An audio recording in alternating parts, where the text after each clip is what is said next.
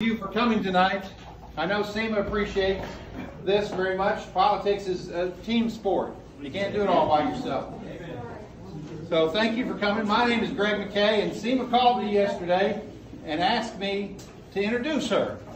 And I said, I'm proud to do it. I'm honored. I was excited. I told my wife Kate about it, and she was glad too. And then I got to thinking about it. I said, wait a minute, how am I going to introduce Seema to this crowd? You guys know Seema, right?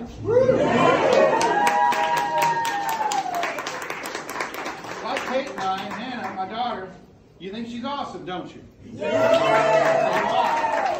She's a special person, so I don't really know what to say, but since I got your attention, I'm going to tell you a story. But first, some business. I noticed a lot of checks tonight, and that's great. A sage, Jim Jennings, told me you can win on short money, but you can't win on no money. So we do need money. If you haven't given, give it one of these, or where's Sam Payne? Sam will send you the Act Blue link. You need to meet this guy. He's a sharp guy, Sam. Or my daughter Hannah will give you the Act Blue link, and you can help out. And I've noticed a lot of checks there. I know y'all are behind her. I know she appreciates it. Yes. So, the story. I'm going to tell you about the night I met Seema Singh. I went to this dinner, fundraising dinner. I think it was for the Hispanic community, wasn't it? I think so, yeah. At the Mill and Mine. And this young, attractive young woman came walking up to me and said, I'm Seema Singh, and I'm running for city council. Well, she was wearing a sari. Is that how you pronounce it? Yeah. Yeah, she was wearing a sari, and I looked at her, and you know, I keep telling Hannah, I'm not old, I've just been around a long time. You're old. But I've seen a lot, but I never really saw anybody quite like Seema running for city council before. So I said, well, I'll give her a listen. And we sat and talked for 5 or 10 minutes. And we had a conversation. She listened to what I was saying. I listened to what she was saying. And the conversation evolved from there. And we had one of these scrambled eggs conversations. We talked about everything from democracy to voting to politics, to everything, you name it. And when I was done, I told her, I decided, number one, well, there's no way she's going to win. And the next thing I decided was I was going to support her. And I told her that. I told her I was going to support her. And I don't remember, but knowing me, I probably told her I didn't think she was going to win either. So, You did. I did. I did. And of course I was wrong, because when I said I would support her, apparently about 6,700 other people that voted election day decided the same thing.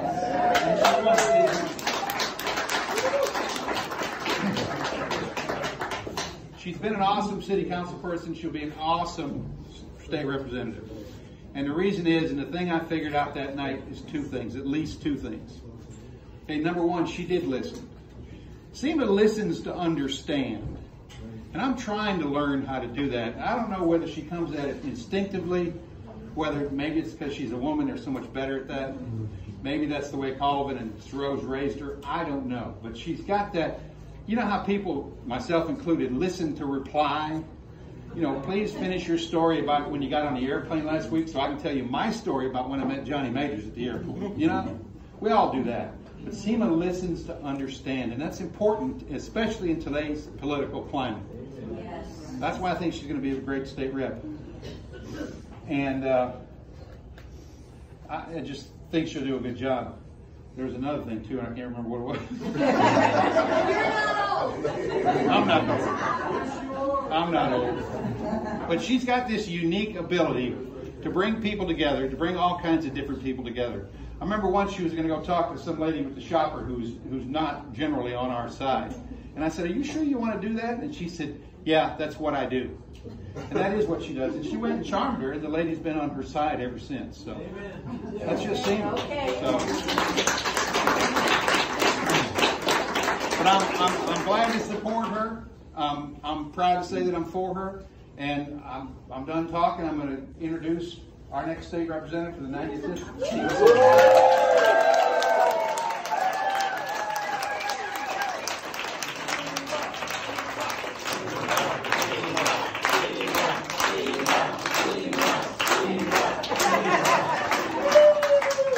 Thank you guys. This is humbling, and I'm turning red. Thank you guys so much. Thank you everybody for being here. There are people here from all sides of my life. People who started supporting me once I was on city council and liked what I was doing. People who loved me and liked me before I ever ran for anything. And then some new people who are out because I'm running for the state. So thank you for joining us. Yeah. Thank you. So I was going to start with how this started, how I ended up being here tonight. Once Gloria Johnson said that she was going to be running, or the hints were around that she was going to be running for U.S. Senate. I think people started thinking, okay, who's going to have her seat? We need to keep this a Dem seat. So people started reaching out. People I have a lot of respect for, and every time they said, well, why don't you do it? I was like, okay, maybe. It took me a long time to decide if I wanted to do it. This is not, you guys know how mean they are in Nashville. Yeah. So, do I want to do that? There are a lot of costs, there are a lot of consequences. Will I be able to handle it? Have I lost my mind? You know, what's going on? What finally convinced me was on August 26th, I went to the 3-star Democratic dinner in Nashville. And my daughter Sithara, who's 19 now, came with me. We were listening to some great speakers, the Justins, Gloria, about 4 or 5 other people. They were just amazing. And the entire time, my daughter's eyes were just focused on what they were saying. She was so intent on just listening to them.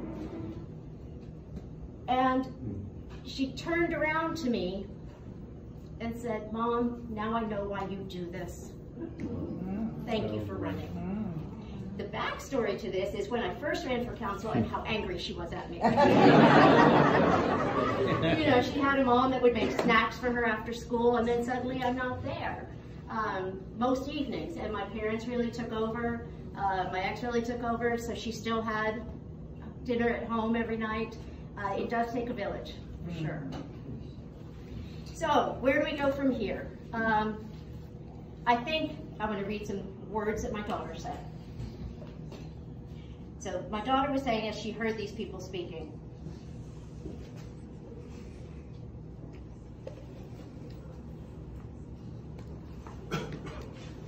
she said, Mom, they spoke about the sickness of the extremism at the state assembly. She said she heard about the extremists running a supermajority, shouting for freedom and liberty as they limited the choices she could make in her life.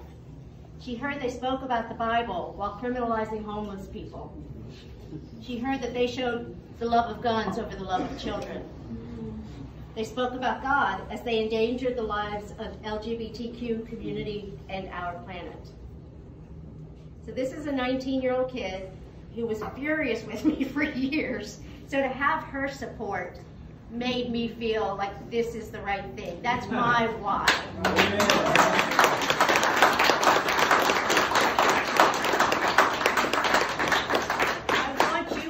Think about why you're here tonight. Not about me, but the bigger picture. What are your whys? What do you want to change? What do we need? What do we have to change? Right? That's all of us together. And this campaign is something that I may be starting, but it's not something I can do by myself, or something I should do by myself.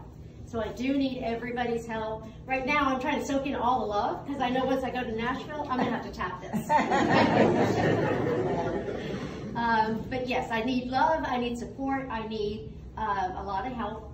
One of the things I would like is to make this a very volunteer-run campaign.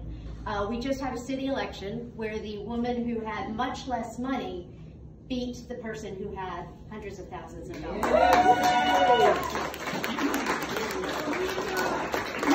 And the way she did that was her volunteers. It was people power. So we can do that. So the money that I'm asking for, the chipping in that I'm asking for, I was very lucky to get some money very early on. So we were able to put up my website, to hire staff, have them do this event, do the social media. But going forward, I'm going to need to continue to pay staff, to do the research, to find out where the voters are. What is my win number, which is 14,000, by the way. I need 14,000 votes. So each of you get 100 people. So yeah, I need to continue paying them. And then towards the end of the campaign, I'm going to need people to knock on doors and to make phone calls. When I'm going to pay someone to do that, I'm going to pay them a good wage, a living wage. I'm not going to speak out one side and then not pay them well. Of course, if you can financially contribute, I would love that. If you can't, that's okay too. I want your time, I want your energy, just phone calls sometimes, knocking on doors with me, making the phone calls. Those are all of the things that I'm asking the financial contribution for. So it's not about that, it's like whatever you can put in. Okay, anybody have any questions? Yeah, are you running in Gloria's old district? Yes. Okay. Yes. Yeah, Same 90. district that she had. That she still is in, and she has one more year of hell at the state. Okay. Yeah. Yeah, I cringe whenever the state is in session. Anybody else? What's the general geographical? Oh my goodness. I live near Beard Middle School, and this is still in the same district. So it is very, 4th and Gill is in there, parts of Amherst. It's just, it's all over the place. Goes all the way to Easton. Does it go up to Easton? Wow. Is it just in the city? Yes. It is all city. I think so. Okay, let's go win the State House.